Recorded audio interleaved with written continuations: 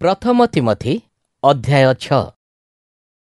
कीर्तदास माने निज मालिक को पूर्ण सम्मान देवा उचित।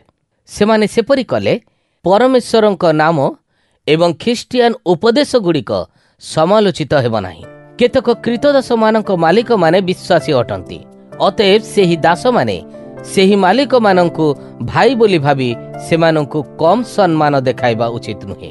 एपरिकी सेही दास माने निज मालिक मानंकर अधिक भलरे सेवा करिबा उचित, कारण सेपरी करिबा द्वारा सेमाने भल पाउथबा विश्वासी लोक मानंकु साहाय्य करूछंती। तुम्भे लोक मानंकु एही विषय गुड़िक करिबा पई शिक्षा देवा ओ कहिबा उचित।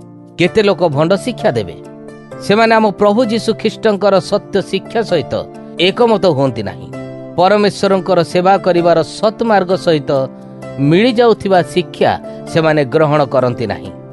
जेउ लोक भंड शिक्षा दिए से गर्वी ओ किछि बुझी न थाए, सेही लोक शब्दर अर्थ को नहीं जुक्तितर्क करिबा पई अत्यधिक आग्रही होइथाए ओ से वाक्युद्ध करे।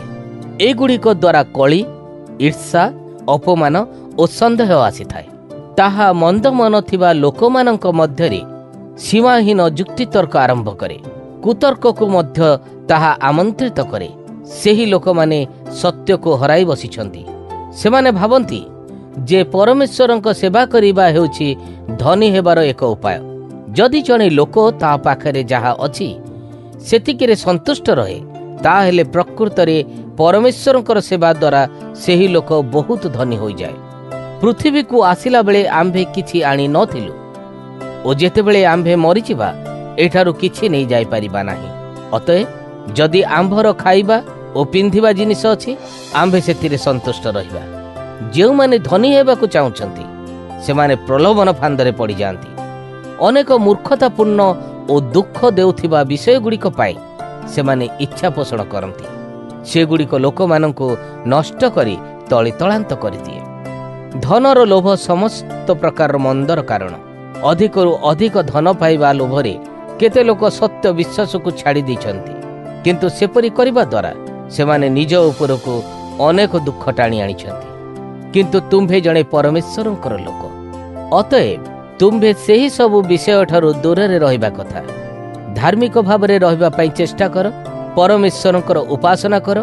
तुम्भ जीवन रे विश्वास, प्रेम, धैर्य, भद्र आचरण करिया पई चेष्टा कर। विश्वास को धरी रखिबा गोटे दौड़ प्रतियोगिता भली। कोनोसी मते सेही प्रतियोगिता जीतिबा को चेष्टा कर। अनंत जीवन धारण कर। तुम्भकु सेथि पई डका जाईछि। अनेक लोकंकर आगरे तुम्भे जीशु ख्रीष्टंक विषय रे महान सत्य को स्वीकार करिछ।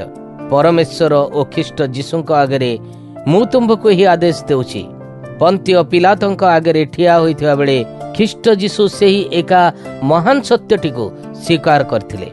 एकमात्र परमेश्वर प्रत्येक विषय को जीवन प्रदान करंती। एबे मु तुम्भकु कहूछि, तुम्भकु दिया जाइथिबा आदेश गुड़िक पालन कर। जीशु ख्रीष्टंकर पुनरागमन पर्यंत सेही काम गुड़िक निर्भुल भावरे ओ अनिंदनीय भावरे कर। परमेश्वर उपयुक्त समय आसिले ताहा साधन करिवे। परमेश्वर एकमात्र परम धन्य सम्राट, से राजा मानकर राजा ओ प्रभु मानकर प्रभु। परमेश्वर अमर अटंती। परमेश्वर एते उज्जवल प्रकाश मध्यरे बास करंती जे लोके ताहा पाखकु जाई पारंती नाही। केही केबे हेले परमेश्वरंकु देखि नाही, केही केबे परमेश्वरंकु मध्य देखि पारिबे नाही। परमेश्वरंक गौरव ओ शक्ति अनंत काल पर्यंत प्रकाश पाओ। आमेन। एही आदेश सेही मानकु दियो जेउ माने ए पृथ्वी रे धनी अटंती। सेमानकु गर्व न करिया पई कुह। सेमानकु कुह जे सेमाने निज धनर नुहे, मात्र परमेश्वरंकर आश्रय नेबा उचित। धन उपरे आस्था रख नाही, किंतु परमेश्वर प्रत्येक वस्तु यथेष्ट परिमाण रे आंभको प्रदान करंती। से भोग करिबा पई आंभको प्रत्येक जिनिस दियंती। धनी लोक मानकु कुह जे सेमाने भल काम करंतु। सेमानकु कुह जे भल काम करिबारे सेमाने धनी होंतु। सेपरि करी सेमाने स्वर्ग रे निज पई संपत्ति जमा रखिबे। सेही संपत्ति हेउछि दृढ़ मूलदुआ, जहा उपरे सेमानंकर भविष्यत जीवन ठिया होई परिबो। ताहले सेमाने प्रकृत जीवनर अधिकारी होई परिबे। तिमोथी परमेश्वर तुम्भ उपरे अनेक विषयर भार देइछन्ति। सेगुड़िको सुरक्षित रखिथाओ। परमेश्वरଙ୍କ निकटକୁ आसी नथिबा असार कथा कहुथुबा लोकमानଙ୍କଠାରୁ दूରରେ रुह। सत्य विरुद्धରେ ଯୁକ୍ତିତର୍କ କରୁଥିବା ଲୋକମାନଙ୍କଠାରୁ ଦୂରରେ ରୁହ। ଏହାକୁ ସେମାନେ ମିଛରେ ଜ୍ଞାନ ବୋଲି କହିଥାନ୍ତି, କିନ୍ତୁ ଏହା ପ୍ରକୃତ ଜ୍ଞାନ ନୁହେଁ। କେତେ ଲୋକ କୁହନ୍ତି ଯେ ସେମାନଙ୍କର ସେହି ଜ୍ଞାନ ଅଛି। ସେମାନେ ସତ୍ୟ ବିଶ୍ୱାସକୁ ତ୍ୟାଗ କରିସାରିଛନ୍ତି।